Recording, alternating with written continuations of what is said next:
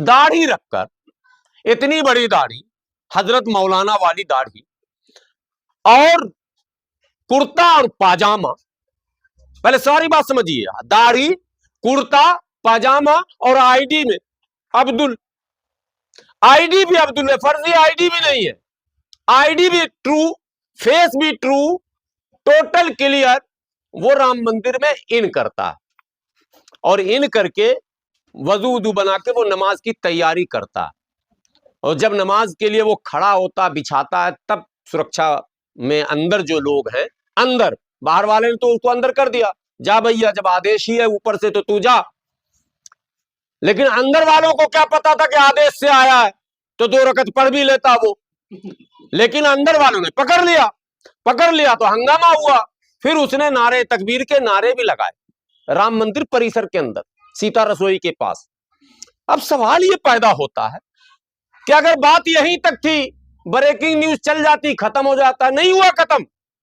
अब टीवी वालों को बुलाया गया, मीटिंग होती है और सरकार का ऑर्डर जाता है, टीवी वाले विज्ञापन चाहिए नहीं चाहिए? बोला हाँ। बोला 5 मुल्ला को बुलाओ, उसमें सरवर मुल्ला को भी बुला लेना, 5 मुल्ला को बुलाओ, 5 पंडित को बुलाओ, और ये पूछता है भारत, कैसे वो मुल्ला घुसा?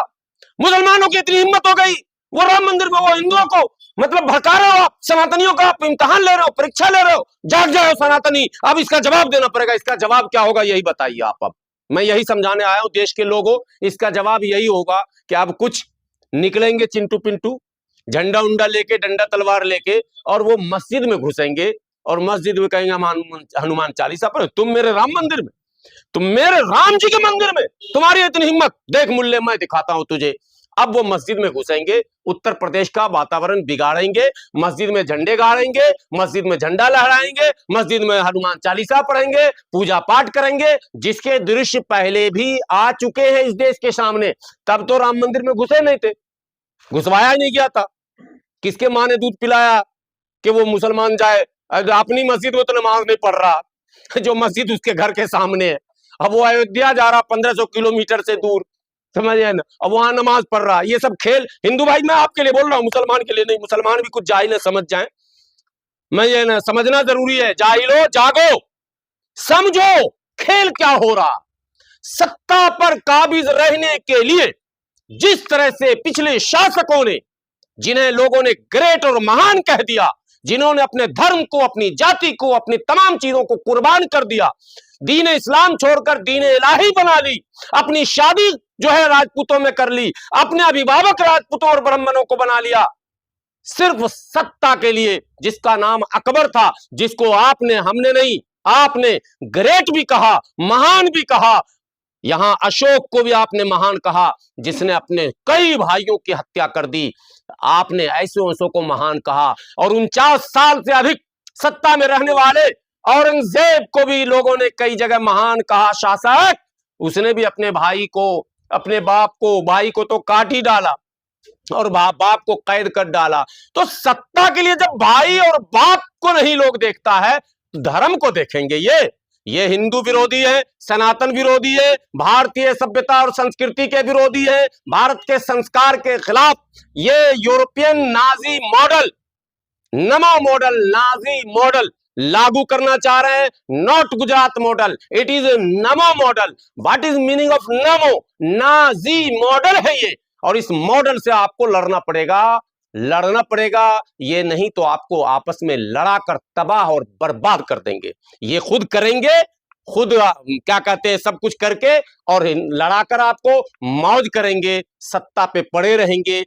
आप मर जाएंगे, कट जाएंगे, लड़ जाएंगे, तबाह हो जाएंगे। अगर आपको तबाही से बचना है, आपको इस देश से प्यार है, अगर इस देश के लोगों से प्यार है, इस देश की धरती से प्यार है, इस देश की मान्यताओं परंपराओं से अगर प्यार है, इस देश के सभ्यताओं से अगर प्यार है, इस देश के रहने वाले इंसानों से अगर प्यार है, तो आपको इन मक्कारों की बातों को समझना पड़ेगा। सत्ता के लालची लोग कभी भी सत्य को सामने आने नहीं देंगे, इनका हिडन एजेंडा होता है। इसलिए प्यार प्रेम को बचाने के लिए, इस देश को बचाने के लिए जरूरी है कि सच को समझिए, जिसमें विपक्ष फेल हो रही है, आपको समझा नहीं पा रही है।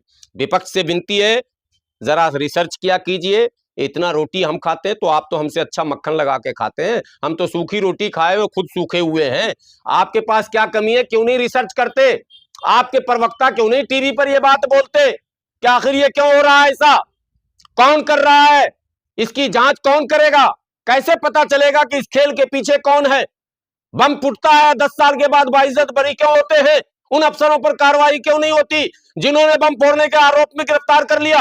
और 10-10 साल 15-15 साल या तो अदालत गलत, या तो सिपाही गलत, या तो अदालत गलत, या तो एजेंसी गलत, या तो अदालत गलत, या तो इन्वेस्टिगेशन करने वाले लोग गलत। अरे कोई तो गलत होगा। 10 साल 15 साल 20 साल जेल में रहने के बाद वो बाइज्जत बरी होता है और ये कहा जाता है कि कोई साक्ष्य नहीं मिल पाए। इसका मतलब है कि नैरेटिव ये भी फेक ही हुआ होता है और कहीं ना कहीं इसके पर्दे के पीछे भी कोई खेल ही होता है। ये सारे खेल उजागर होने चाहिए। बहुत सारी चुनौतियां हैं। डोनाल्ड ट्रंप वह रोज धमकी दे रहा है, हमको अमेरिका धमका रहा है, हमको दुनिया के दूसरे देश धमका रहे हैं। झूठ में मत फंसो कि हम विश्व गुरु बन गए, बिल्कुल नहीं बने। अगर विश्व गुरु होते अमेरिका को अभी ऐसी तमाचा लगाते कि वो जो भूरे भाई है ना वो बिलबिला जाते। अभी भूरे भाई को जानते हैं ना आप लोग? भूरा भाई जो है डोनाल्ड ट्रंप, ठीक है। ये समझने की बात है। अब हम कमजोर हैं, बहुत सारी चुनौतियां हैं, हमारे अड़ोस पड़ोस में चुनौतियां मुंह खड़ी हैं, देश के अंदर चुनौतियां मुंह खड़ी है। इसलिए मैं अपील करता हूं, विनती करता हूं अपने हिंदू भाइयों से, मुस्लिम भाइयों से, सिख भाइयों से, ईसाई भाइयों से, बौद्धिस्ट भाइयों से, जैनी भाइयों से, आस्तिक भाइयों से, नास्तिक भाइयों से, अगड़े भाइयों से, पिछड़े भाइयों से, SC ST OBC और माइनॉरिटी के तमाम लोगों से कि आपको जागना पड़ेगा। नहीं जागेंगे देश बचा नहीं पाएंगे, संविधान बचा नहीं पाएंगे। इससे पहले और कहां नमाज हुई है मंदिर में? इससे पहले कहीं और वीडियो आपके पास आया? ये तो आपको पता होना चाहिए कि राम मंदिर अति संवेदनशील जगह, ये तो मानते हैं ना? पूरे भारत के मंदिर की सुरक्षा जो है उसमें सबसे ज्यादा सुरक्षा अयोध्या में राम मंदिर का है। कारण उसके अनेकों हैं। अब उतनी सुरक्षित और संवेदनशील जगह में मंदिर में इतने दाढ़ी वाले मुल्ला जी, इतनी दाढ़ी है, फोटो देख लीजिएगा, निकाल के चला भी दीजिएगा। अहमद शेख नाम है। अहमद शेख, इतनी बड़ी दाढ़ी, कश्मीर का रहने वाला, शाल कोई कह रहा बेचता था। शाल जो भी बेचता है तालब शौ से, वो छोटी शौ से साल भर घूमता भी है। वो अचानक आसमान से नहीं आता, हर साल जाता है बेचने शाल। तो शॉल बेच रहा था और वो मस्जिद में नमाज पढ़ने, अगर शॉल बेचता तो अयोध्या की एक एक गली से वो अवगत होगा। मंदिर में नमाज पढ़ने, वो मंदिर में जाता है, वजू बनाता है, नमाज के लिए खड़ा होता है, बिछाता है। ये सब कुछ को वीडियो शूट किया जाता है। पहले सबसे पहली बात तो ये है कि वीडियो कौन शूट कर रहा था भाई, जबकि CCTV कैमरे भी लगे हुए हैं। पहला सवाल के गेट पर एंट्री कैसे हो गई मुल्ला जी की? हजरत मौलाना अहमद, क्या नाम है? अहमद शेख, इतनी बड़ी, हमसे बड़ी दाढ़ी है। वीडियो फिर फोटो देख लीजिएगा, हमसे बड़ी दाढ़ी है। ट्रेन में मुल्ला जी चले तो तुम पीट दो, बाजार में मुल्ला जी को तुम पहचान लो, सब माने कटुए मुल्ले को पहचान रहे हो। राम मंदिर के गेट पे इतनी सिक्योरिटी है और मौलाना को नहीं पहचाने और उसका आई कार्ड नहीं देखे। ये प्लांटेड है, प्लांटेड है देश का माहौल बिगाड़ने के लिए। और एक चीज है, पिछले 5-6 सालों से 1000 वीडियो आए हैं कि बजरंग दल के नेतृत्व में रामनवमी और हनुमान जयंती के जुलूस निकलते हैं और जहां मस्जिद मिलता है वहीं पर डांस करते हैं और उसके मीनारे पे चढ़ के भगवा झंडा फहराते हैं। बहराइच में जो कांड हुआ था गोपाल मिश्रा, वो भी झंडा फहराने को छत पे चढ़ के रेलिंग तोड़ के, कोई बोलता नहीं है कि उसने जो क्या, नहीं उसको जो मारा वो गलत। अरे उसको जो मारा वो गलत तो है, लेकिन जो शुरुआत हुई उसके, वो ग्राउंड जो बना वो तो गोपाल मिश्रा की शरारत से बना, वो तो स्वर्गीय हो गया, उस पर मैं क्या बोलूं। लेकिन टीम में जो लोग थे, तो कुछ जगह मुसलमानों ने CCTV कैमरे वगैरह हाई रेजोल्यूशन लगाए हैं। कुछ जगह मुसलमान, अभी मध्य प्रदेश में 8-10 वीडियो आए हैं कि बजरंग दल के लोग, करनी सेना, मरनी सेना, जितनी सेना थी वो जा रही थी, उसको कूटा है मुसलमानों ने। अच्छा। कूटने के बाद 200 जेल भी गए, तो पुलिस आ जाती है ना, पुलिस पत्थर चला रही है। वो वीडियो आप लोगों ने नहीं देखा, बहुत अफसोस है। करनी सेना के साथ पुलिस पत्थर चला रही है मस्जिद पर। क्यों मस्जिद पर चला रही है वो कारण समझ लीजिए। इन लोग मस्जिद में घुसना चाह रहा था, मस्जिद में जो भी 10-15 मुल्ला थे वो इन्होंने पकड़ के 2-4 को दिया। जो दो चार को दिया तो ये लोग भागे, फिर जुट के आए, फिर पुलिस को बुलाए और सब मिलकर फिर प्रहार किए।